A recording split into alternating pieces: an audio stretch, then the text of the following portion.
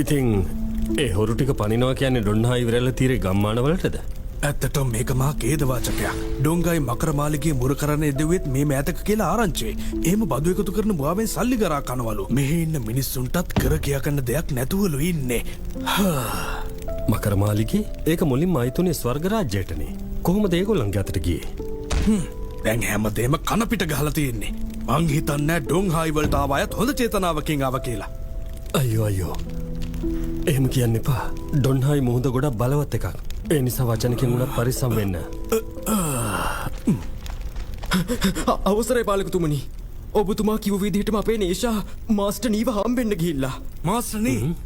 කවුද? බෙරගහන හාදෙක්ද? නෑ. පොඩි කාලයක් ඇතුළත අපේ ළමයි තුන්දෙනා නොසෑහෙන්න ඉගෙන ගත්තා. අකුරු, සටන් කලාව, ගණිත ශාස්ත්‍රය, ගුණධර්ම, දුනු ශිල්පත් ඉගෙන ගත්තා. ඉතින් සංගීතයක් නැතුව පුළුවන්ද? ඔබතුමා කිව්ව දේ හරියටම හරි. සංගීතය කියන්නේ කටින් කට යන දෙයක් නෙමෙයි. හැඟීම් sannivedanaya කරන මාධ්‍යයක්. ඒ ගමන් විනෝදයකුත් ගේනවා. අනික සංගීතයෙන් මිනිසුන්ගේ හදවතට බහැලා යුද්ධයක් වුණත් දිනන්න පුළුවන්.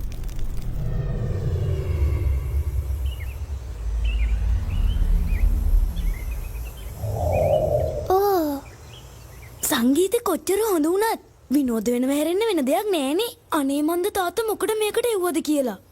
මම සටන් ඉගෙන ගන්න නම් කැමති. හැබැයි සින්දු කියන්න නම් බෑ. ඔයාලා එහෙම හිතන්නේ නැතුව සංගීතය ඉගෙනගෙන බලන්න. මේක සංකීර්ණ විෂයක්. ගුරුතුමනි, තාත්තා අපිට සංගීතය ඉගෙන ගන්න හේතුවක් කිව්වේ නෑ. ඔයාට කියන්න පුළුවන්ද? පුළුවන්ද? ඒක කියලා දෙනවට වඩා කරලා පෙන්නද්දි තමයි තේරෙන්නේ. එහෙනම් අපි අහලා බලමු.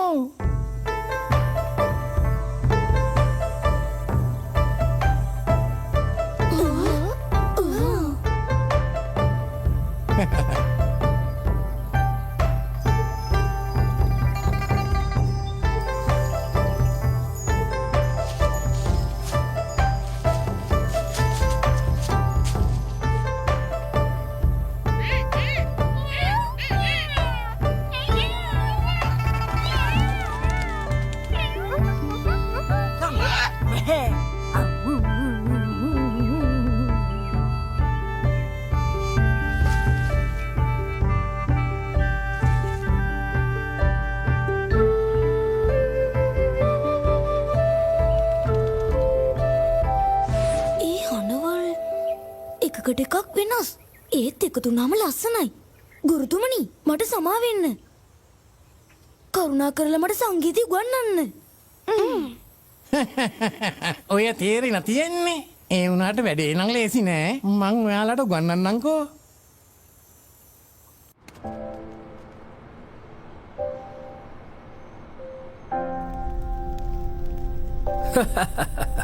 මේ ළමයි ගැන නම් මට කියන්න කිසිම දෙයක් තේරෙන්නේ නැහැ. ස්තුතියි ඔබතුමා කරපු වැඩේට. සංගීතය කියන රසය යාලට තේරුම් කරාට. ඒත් ඔබතුමා මේ දේවල් උගන්වන්න ඉක්මන් වුණා වැඩි නැද්ද? අපේ හිතර දෙයක් හාවද්දන්න ඕනේ නම් මහ ලොකෝට හිතන්න ඕනේ නෑ. ඒ සංගීතය වගේ දෙයක් ඉගෙන ගද්දී ඒක හදවතට දැනෙන්න ඕන. ඒ නිසා අපි සද්දේ නැතුව පරීක්ෂණයක් ලෑස්ති කරනවා. ළමයිනුත් දැන් සංගීතය ඉගෙන ගන්න උනන්දුවෙන් ඉන්නේ.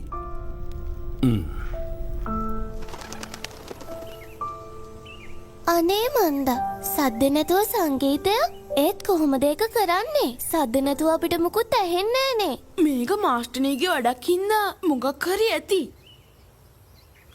හරි මතක් වුණා.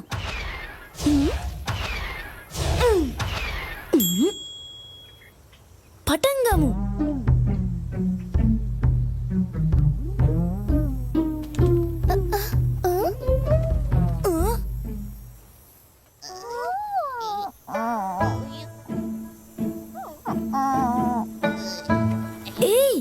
ඉවර නෑ. දුවන්න එපා. හාපෙටියෝ, ඔයා නම් හරිම හොඳයි. අපි කන්දක වහගත්ත කියලා සද්ද නැති වෙන්නේ නෑ. ඔයාලා මොන වගේ සද්දයක් එයිද කියලා හිතන්න එපා. අපි බෙරේ ගානවා කියලා විතරක් හිතන්න. හරි එහෙනම් අපි වෙන්න තියෙන දෙයට විතරක් අවධානය දෙමු. නේෂා කිව්වා හරි. ඕවා මාරුවෙන් ගහන් ඉන්න නැතුව ගලවලා වැඩේ කරමු.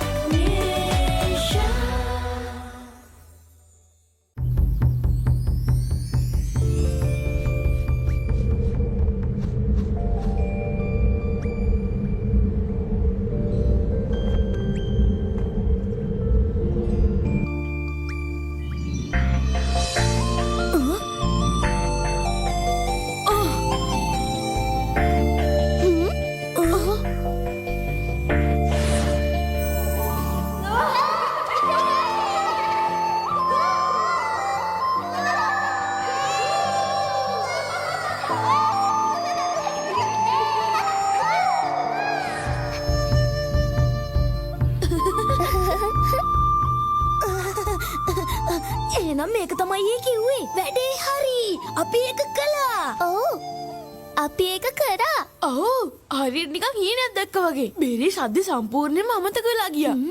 බොහොම හොඳයි. බොහොම හොඳයි. මෙච්චර පොඩි කාලෙදී ඔච්චර ලොකු බුද්ධියක් සීයේ එතකොට ඔයාද සංගීතය ඇහුන වෙලාවේ අපේ පිටිපස්සින් ඉඳන් අපිට උදව් කරේ. අන්න අර පිටින් තමයි සද්දය ඇහුනේ. තුවන්න තියාගන්න එපා.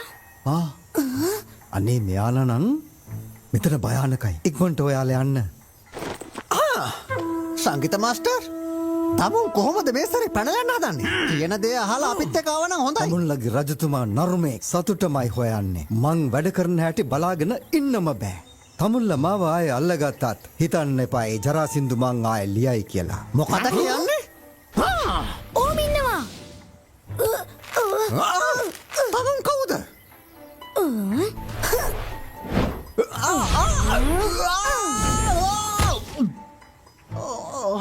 දෙයනේ මොකක්ද උනේ? එහෙම කොහොමද මේ ළමයි තුන්දෙනා අපිව පරද්දන්නේ? මොන ලැජ්ජාවද අපි අර අල්ලගමු. යනවලා. බය නැතුව ඉන්න සීයේ. ඔයාව අරන් යන කාටවත් ඉඩ දෙන්නේ නැහැ. දෙමු අමතක නොවෙන්න. හොඳ පාඩම. බලාගමු. පුදුම වදයක් තියෙන්නේ. කොහොමද මකරගේ ශක්තියෙන්?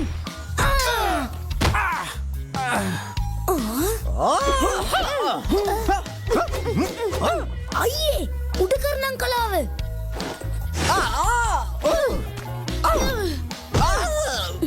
නියමයිනේ.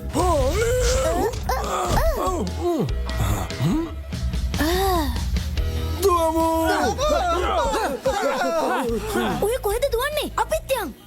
එපා. ඔයාලා යන්න එපා. ඒත් සීයේ අපි යාළ වැතෑරියොත් ඔයාට ආයිමත් කරදරයක් වෙනවා. ඔයාලා ලොකු කරදරයක වැටිලා ඉන්නේ.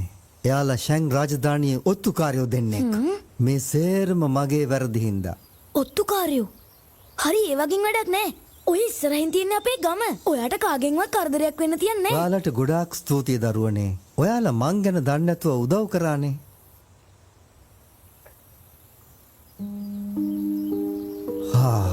මධ්‍යම තැනිතලාවේ මිනිස්සු ගොඩාක් අමාරුවෙන් ජීවත් වෙන්නේ. මට ඒක දරා ගන්න බැරි වුණා. මං තීරණය කළා රස්සාවෙන් අයින් වෙන්න. මං දැනන් හිටියේ නෑ රජතුමාගේ ඔත්තුකාරයෝ මා පස්සේ එනවා කියලා. අනේ මන්දා. ඔය රජවරු දන්නේම සැප සම්පත් එක ජීවත් වෙන විතරයි. හැබැයි යාලා පව් ආවොත් දැත්තමයි මම. එපා. මධ්‍යම තැනිතලාව කියන්නේ ගොඩාක් ලොකු පළාතක්. ඒ හින්දා යුද්ධ බලය වැඩි. යටත් විජිත 800ක් තියෙනවා. එයාලගේ තරහ අවසන් නැතුව ඉන්න. යටත් විජිත 800ක්? අනිත් එක රජතුමාට යක්ෂයෝ එක්ක සම්බන්ධකම් තියෙනවා. ඒ කවුද? නෑ වැඩි කතා එපා. ප්‍රශ්න වලින් ඔළුව පිරෙනවා. ඉතින් අපි මුණ ගැහුණු එකේ මට සින්දුවක් වාදනය කරන්න පුළුවන්. ඔයාලා දීප උදව් වලට.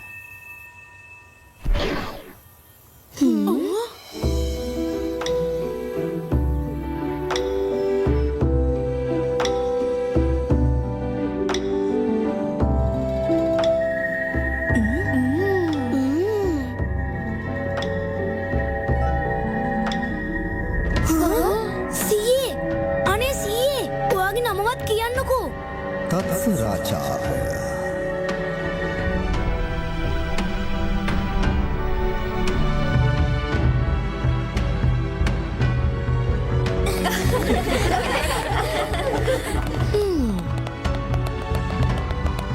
පාලකතුමනි නේෂයි මගේ ළමයි දෙන්නයි හදපු සංගීතය දැන් ගමේ අස්සක් මුල්ලක් නෑර හැම තැනකම ඇහෙනවා. එයාලට පුළුවන් දේවල් එයාලවත් දන්නේ. එයාලා මේක හඳුන්වලා තියෙන්නේ චෙන්ටන් පාස් සංගීතය කියලා. නේෂ චෙන්ටන් පාස් සංගීතය වාදනය කරන්නයි යන්නේ. අපි ඉක්මනට ගිහින් ඒක බලමු. මේවා ඇහෙද්දි ඔබතුමාට ආඩම්බර ඇති නේද? ඔයා මොකද කියන්නේ ඩෝයෑන්ක්? අපි දෙන්න ගිහිල්ලා ඒක බලමුද? අපේ ළමයිගේ වැඩනේ.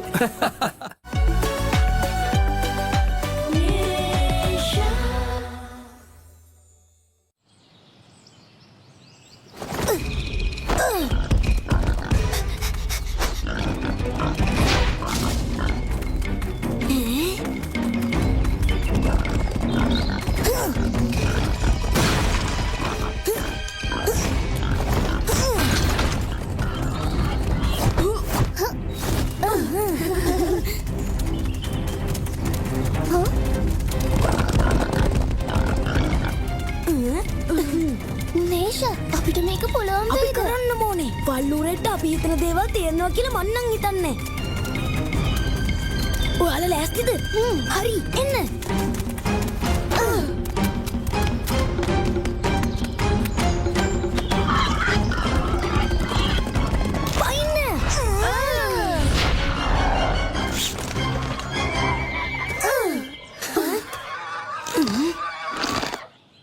අපි ආව අල්ලගත්තා. ඔව් මගේ ඔළුව. මොකද වැඩ පෙන්නනවද? අපි යමු. අපි අවශ්‍ය කරන කොහොමද අල්ලගත්තනේ?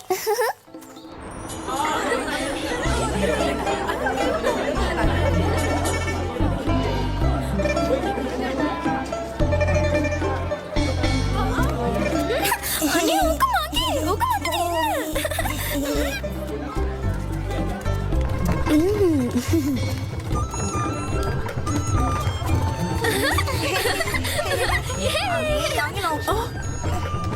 නීෂා මෙහෙන්න තේ එකක් බීලා යන්න.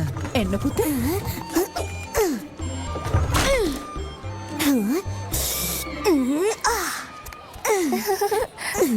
දූනන්දේ ඔයාගේ තේක එන්නෙන්නම රස වෙනවා. එන්න. දෙයියනේ අල්ලෙක් වගේ වල්ලුවරේ. ඔයාලද මෙයාව ඇල්ලුවේ? දවස් දෙක තුනකට උඩදී මෙයයි හයිනු මාමගේ ගෙදර විනාශ කරලා තිබුණේ. අපි දැන් සටන් කලාව ගැන හොඳට ඉගෙනගෙන ඉන්න නිසා මිනිස්සුන්ට මොන හරි දෙයක් කරන්න ඕනි. නීෂා ඔයා ආයෙත් හොරෙන් එළියට ගිහින් වගේ නේද? බලාගෙන තාත්තට අහුවේ. මේ සැරේ නම් තාත්තත් මට හොඳ කියයි. දූනන්දේ නේෂ කරපු වැඩේ නම් හිතා ගන්න බෑ.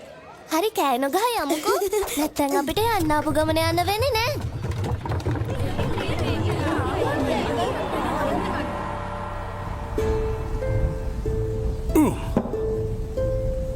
උනේ මොකක්ද කියලා හිතා ගන්න බෑ. එතකොට ගමේ ගෙවල් ඔක්කොම කඩලා තියෙන කැලෙසත්තු පහර දීලාලු. ඒත් ඔය කැඩිච්ච හැම ගයක්ම ඩොන් හායි මූදු ජල ගාස්තුව ගෙවන්න අකමැති වුණා ඒගේ. ගාස්තුව? ගමේ වතුරේ මුහුදු වතුරේ සම්බන්ධය මොකද්ද? පාලකතුමනි. වූෂි කියන්නේ පොඩි තැනක් වුණාට මට බොරුවට ප්‍රශ්න හදන්න ඕනේ නෑ. ඔබතුමා කැමති දෙයක් හිතා ගන්න. සංසුන් වෙන්න. අපේ ගම්මානය ඩොන්හයිවලට මායිම් නිසා මකර මාලිගයට බලපෑමක් තියෙනවා. ඒකින් අපේ වෙළඳ කටයුතු වලටත් බාධාවක් වෙනවා. ඒ හරිය කරන මුර සංචාරක් ටිකක් අඩු කරා නම් හොඳයි. පාලකතුමනි. ඩොන්හයිලා කෑදරයි. ඒත් අපේ ගම දුර්වලයි. අපි අපේ මිනිස්සුන්ට දුකක් දෙන්න හොඳ නෑ. ඔබතුමා කියන්න යන දේ මට තේරෙනවා. ඒත්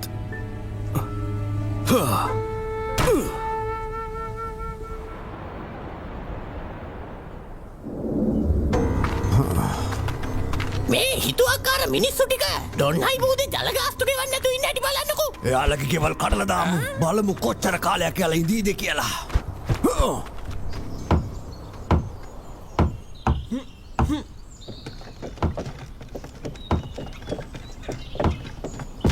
මාමේ බලන්න අපි කවුද අල්ලගත්තේ කියලා. මේ අපේ ගෙදරට පහර දුන්න වල්ලුර නේද? මේ ඇහුණද මල්ලියේ? මෙන්න අර වල්ලුර මෙයාලා අල්ලගෙන. නීෂා ඔයා නම් නියමයි. ඕක මොකද්ද? දැන් කාටවත් වල්ලුරන්ගෙන් ප්‍රශ්නයක් වෙන එකක් නෑ. අනේ ඔයාලට ස්තුතියි. ඒක නෙමෙයි බත්ගුලි කනවද? බත්ගුලිද? එහෙනම් යමු. බත්ගුලි. හහ දෙකක් විතරයි ගන්නේ.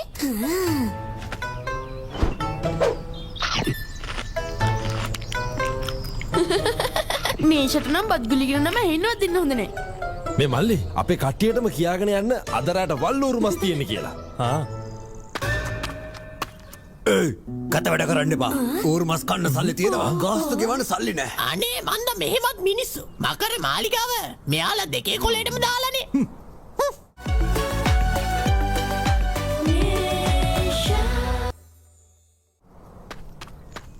දැන් ඔයාලා අපෙන් අවසර අරන්ද මෙච්චර තනි ඌරෙක්ව දඩයන් කළේ? අපොයි මෙයාව නේද අපි ගෙවල් කඩන්න පුරුදු කරේ? මොනවා? ඒ යෝය ඉන්නේ අපේ ඌර තමයි. නිලධාරිතුමනි මගේ යාළුව තමා මෙයාව අල්ලගත්තේ. ඒකට ඩොන්හායි එක්ක කිසිම සම්බන්ධයක් නෑ. බටුවටව ටිකක් නේද? ඔයා මේ කියන්නේ මේ පොඩි උන් ගැනද? අපි මෝඩයෝ කියලා හිතුවද? මෙයාලට එච්චර දෙයක් බෑ. එයි ඔයා ඔය කාගෙන්ද කතා කරන්නේ? අපිට මේ ළමයි එක්ක වාද කරන්න වෙලාවක් නෑ. සල්ලි ගෙවන්න බැරි නම් වල්ලෝරව හරි බාර දෙන්න. ඔයා කොහමද එහෙම දෙයක් කරන්නේ? මන් දෙනවා. නේෂා දරාගන්න එපා. මතකද අපිට ගුරුතුමා ගන්නපු ඒවා? ඉක්මන් තීරණ ගන්න එපා. හරි හරි. උර වැල්ලුවේ නේෂා. එහිද ඔයාලට දෙන්න බෑ. යනවා යන්න පැත්තකට. මල්ලි තමුන් කොහොමද මිනිස්සුන්ට අතපය උස්සන්නේ? අයියෝ නේෂා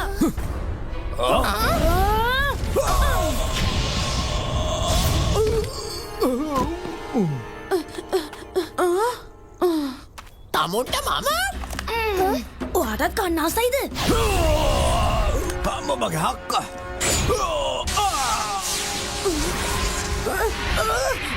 මොකද මේ?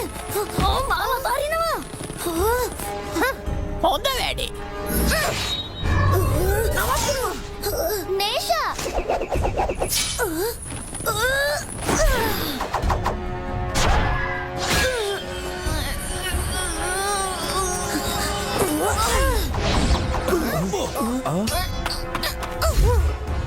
හරි අපි බලමුකෝ.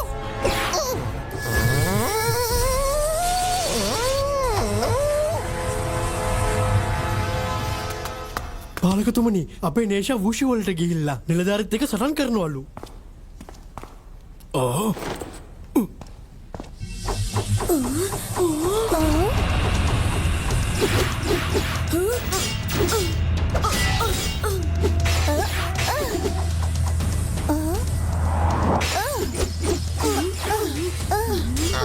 පුදුම ලොකු ගමන්නේ තියෙන්නේ.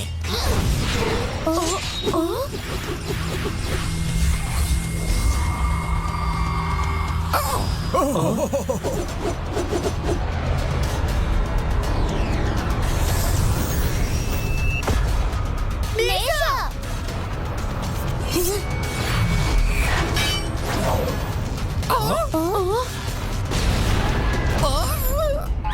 හෝ දැන් හරි. මෙයා ළමෙක් නෙවෙයි යකෙක්ද කොහෙද? මම බලා ගන්නම්. එනවා.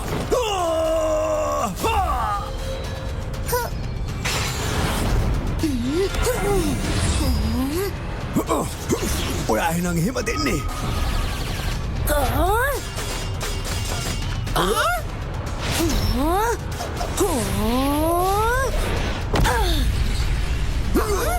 ඔයාලට ඔච්චරද පුළුවන්?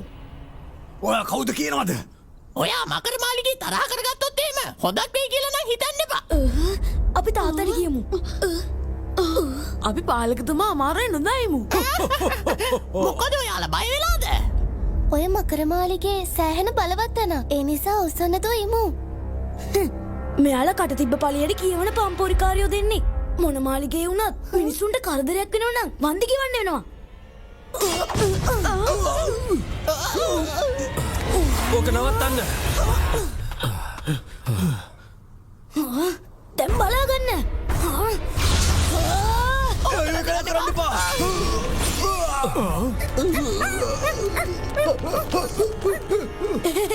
ඒ දෙන්න කැතප කැත ඉස්ස වෙන්නේ.